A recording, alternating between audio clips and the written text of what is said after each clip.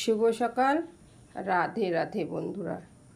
আজ দ্বাদশীর পুজোটা আমার হয়ে গেল।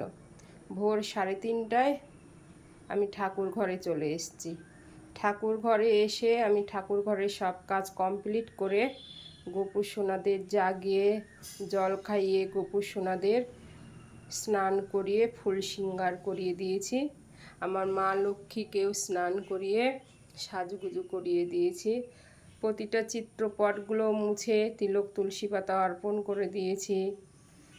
তারপর প্রতিটা ঠাকুরের চরণে ফুল অর্পণ করে ভোগ নিবেদন করে আরতি সেরে নিলাম।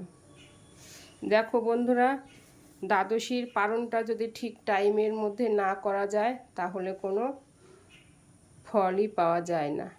তাই সব সময় চেষ্টা করি টাইমের মধ্যে করার। টাইমের মধ্যে পুজোটা তো সারা হয়ে গেছে। এখন আমি মা লক্ষ্মীর পাঁচালি পড়ব, গীতা পড়ব, তবে গোপু সোনাদের ভোগ খাইয়ে ভোগ তুলে থালা গ্লাসগুলো সুন্দর করে ধুয়ে মুছে উপর করে রেখে দেব। এই হয়ে গেল আমার দ্বাদশীর পূজার সকালের রুটিন। আর দুপুরে শুধু আমার গোপু সোনাকে ভোগ নিবেদন করতে আসতে হবে। বন্ধুরা, তোমরা ঠিকঠাক টাইমের মধ্যে দ্বাদশীর পারণটা করে নিও। তোমরা সুস্থ থেকো, ভালো থেকো। রাধে রাধে।